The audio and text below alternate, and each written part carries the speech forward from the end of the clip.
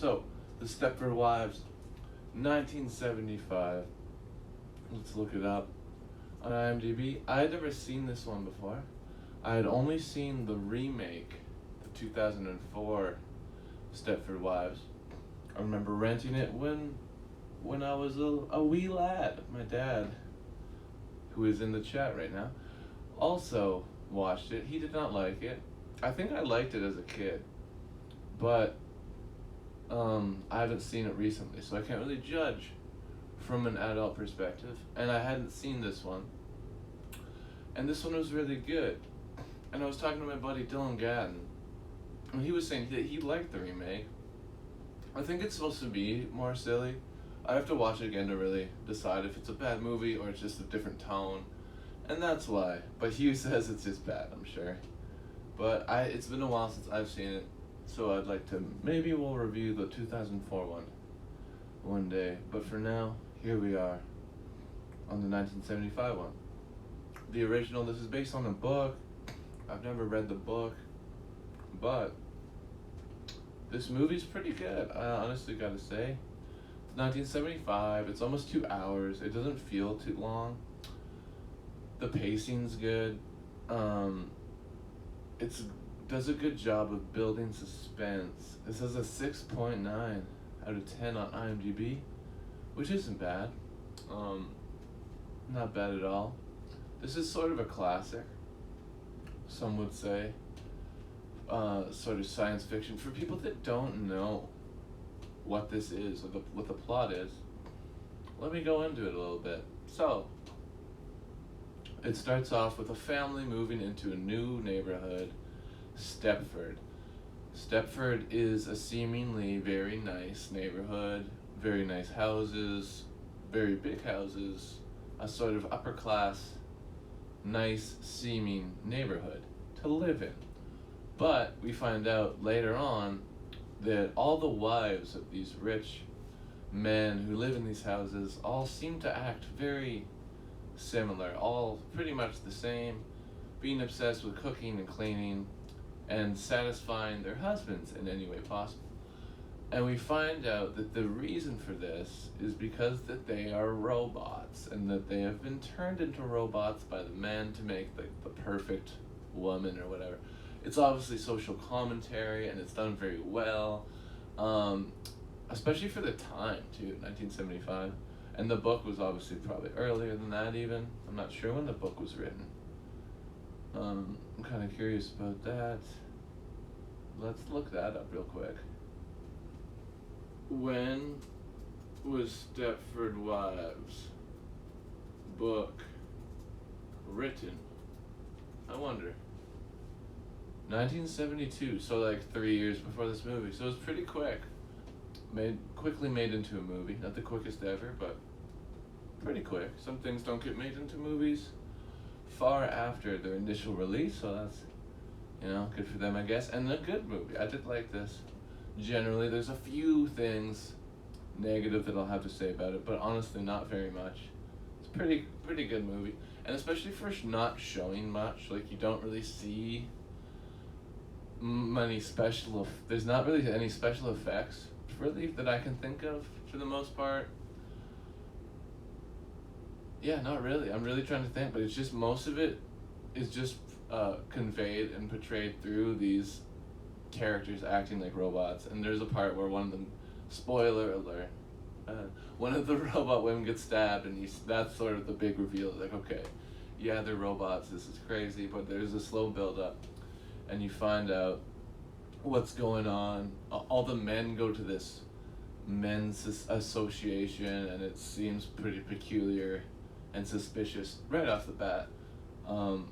And we find out again, of course, they're making their wives into robots, which is not good, I would say. But obviously, yeah, there's 3 women in this movie that are not robots, at least to start. I won't ruin too much anyway. I already spoiled a little bit, I know. But these women are aware of what's going on, sort of. And this is one of my problems with it. I'll get to that in a sec. But all these women there's Charmaine, the main character, and the main character's best friend. They meet immediately, and we find out that about after 4 months is when the switch happens, when the real person goes away and the robot woman comes in. There's little things like they show them drawing their eyes and like taking samples of their voice and that kind of things.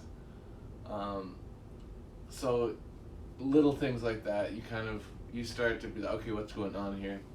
Obviously, I kind of knew the general plot going into this movie, but if I didn't, I think that I would be relatively surprised at a certain point. But it does gradually sort of start to explain and tell you what's going on, and I like the way they did that. But let's get into what I didn't like. So the women, they're trying to figure out, okay, look, what's going on? All these women are acting like robots. We've got to figure it out. So their first instinct, which doesn't really make any sense, honestly, but they go ahead with the test anyway. They check the water. They think, oh, there's something in the water that's making all the women like this. But that doesn't make any sense because the men aren't affected. And they've been here drinking the water for how many ever months. And they're not robots yet or whatever in that state that they think is caused by the water. So they bring it to, and this is another little problem, they bring it to a scientist to check the water, and this is a scientist they set up that he had a fling with the main character years ago, and it didn't work out for whatever reason. And as the movie progresses, I was sort of hoping and thinking, hey, that guy's going to come back into it, but he never comes back into it. And I'm not going to ruin the ending, but the ending's sort of sad. But it's sort of good in a way too. I do like the ending, but it is kind of sad. I'm not going to spoil exacts, but it's and it's not like funny, but the remake is supposed to be more of a comedy. Maybe I'll review it one day, but for now, here we are with the Stepford Wives, 1975.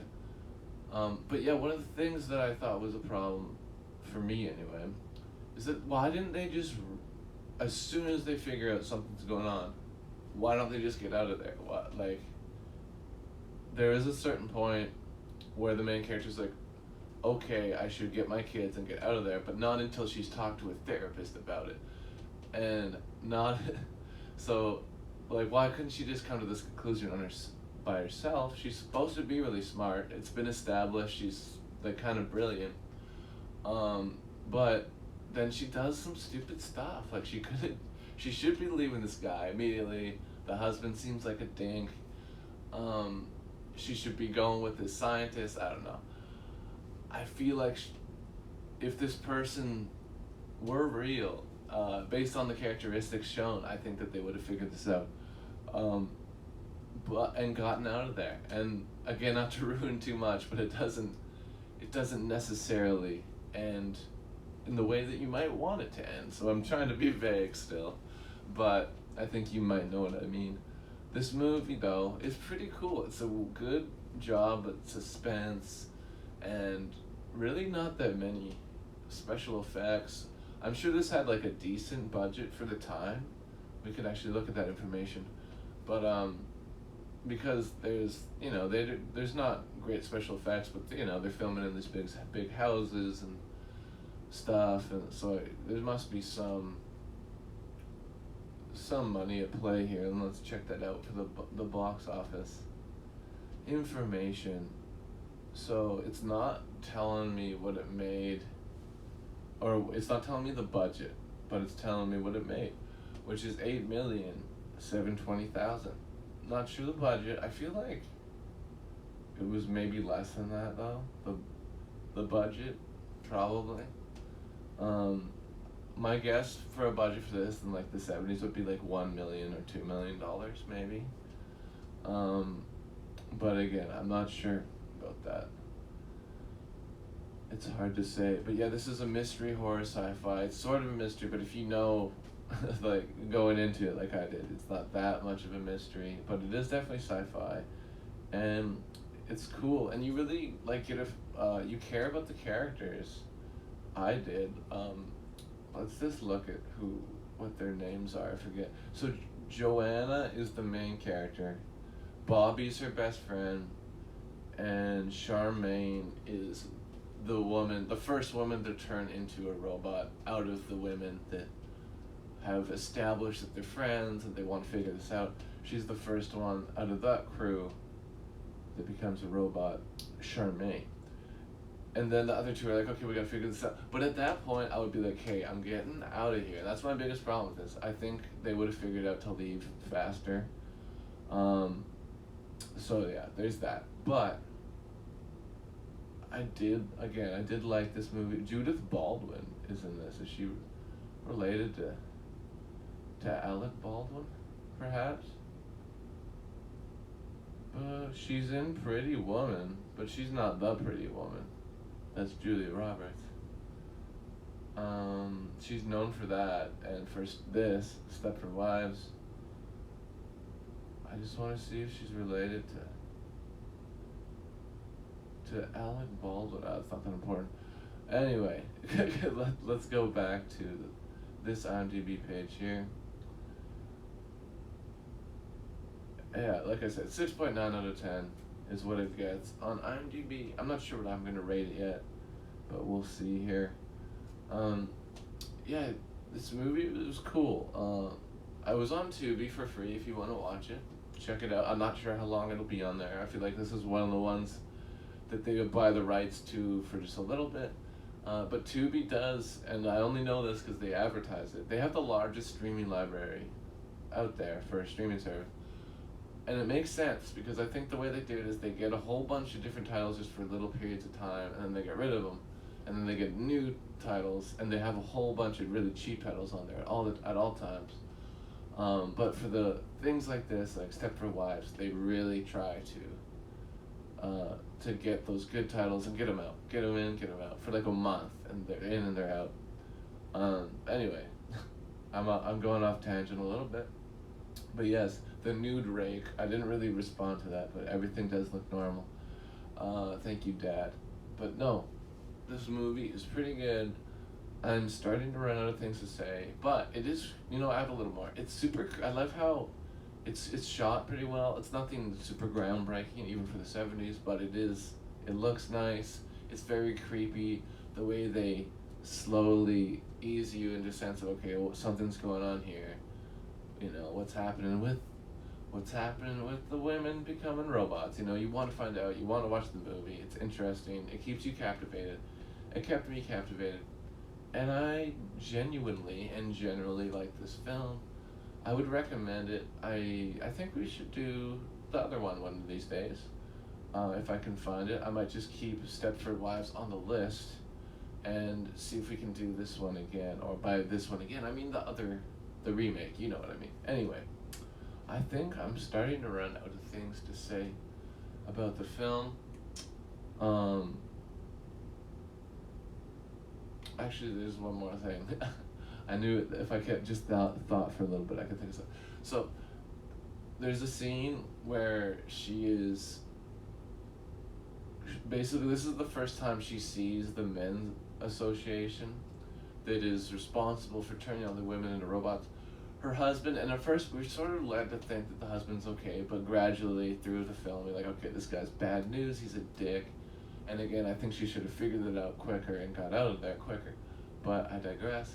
This scene where they're all in the living room and they're having a meeting, and this is where the social commentary is all throughout, but it's very good at showing like these men are kind of assholes and they just want to control everything, and make things happen that they shouldn't be able to even make happen, or should want to even. But I don't know. It's a good scene, and the whole scene, there's a guy drawing Joanna, the main character, and she's like, she's kind of creeped out by this. But then at the end, they give her a picture, and they're like, oh, I'm a famous artist, and I drew this of you, or whatever. She's like, oh, wow, that's awesome. So she's not creeped out by it, but then later on we find out it's because he wants to draw her eyes so they can figure out how to make her eyes in the robot. But anyways, it's pretty, it's pretty funny, in that way. Because there's nothing, I was almost going to say there's nothing quite like this, but there's stuff similar to this, but there's nothing quite the same plot line that I can think of, anyway. The closest thing that I can think of is Invasion of the Body Snatchers. Because Invasion of the Body Snatchers is different, but it's similar in the sense that there's people that are acting normal, and then later on, they're acting all sort of the same, sort of like a robot or a pod person or whatever, in that sort of manner.